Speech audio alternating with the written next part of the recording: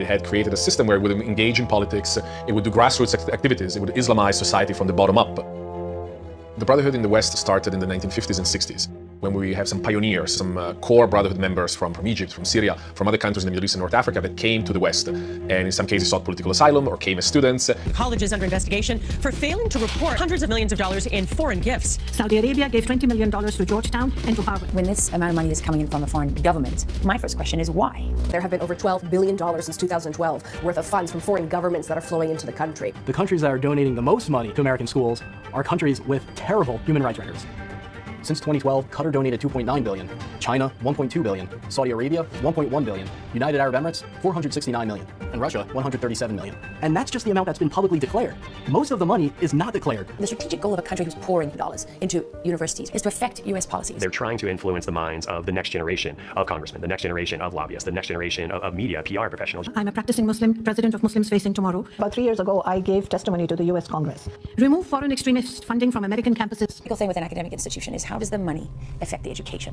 That's really what you're talking about. You know, Qatar is the second largest funder of international terrorism. They have also spent billions of dollars trying to influence American curriculum, specifically at the Duke UNC program where they are training K-12 teachers. We have been able to discover that it is a curriculum provided by a theologically motivated government. It is not objective. The federal government says a Middle Eastern studies program at Duke and UNC favors Islam while neglecting Christians, Jews, and other faiths in the region. So we filed a Freedom of Information Act request, which would detail why on earth Qatar is trying to influence the curriculum of American students. And so far, UNC has refused to respond. We've even seen foreign countries go to court to stop Americans from learning about these donations. For example, my alma mater, Texas A&M, receives hundreds of millions of dollars from the government of Qatar.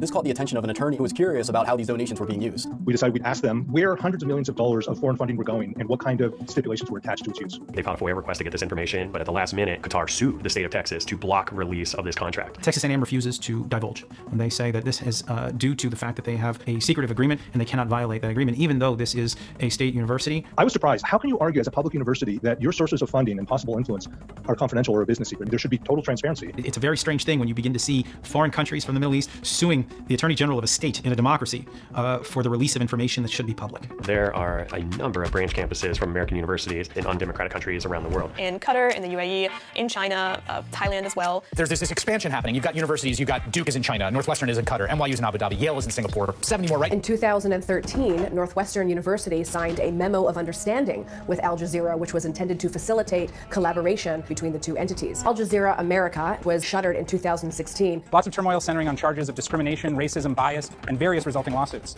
And so Al Jazeera decided to rebrand itself as AJ+. AJ+ is Al Jazeera's opportunity to tackle a new audience.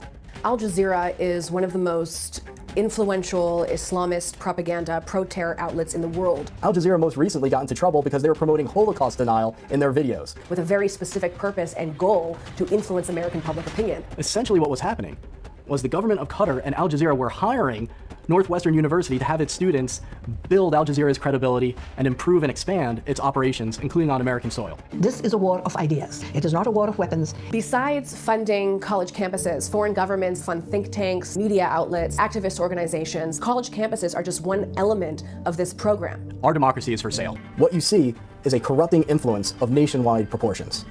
At the end of the day, they're the future of this nation. يعود الموسم الدراسي إلى حيويته في جامعات العالم.